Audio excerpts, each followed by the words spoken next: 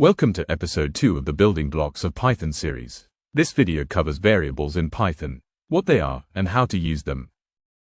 I highly doubt that you will ever create a program that lacks a variable.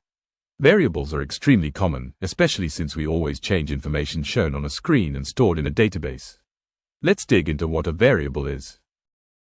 In essence, a variable is a container for a value. Think of it like a box. It can contain many different things, but in the end we can point at the box and say there it is. We will name this box, so we can say something like, "Hey program, the box named first name contains the value I want." When we use a variable, we can literally use it anywhere after it has been declared.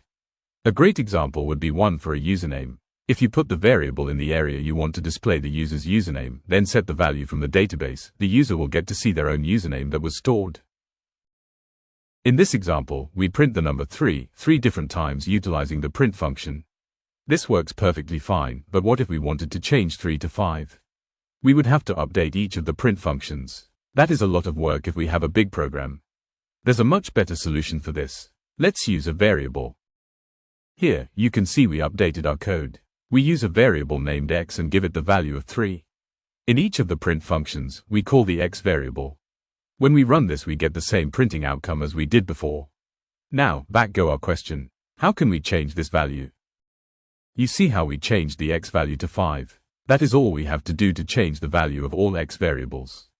With that one change, when we run the program, we now have the number 5 printed 3 times. What can be stored in a variable? You can store many different data types. We will get into what data types are and what they entail in the next video. Good luck on your developer journey. Thanks for watching. Like and subscribe for more code content.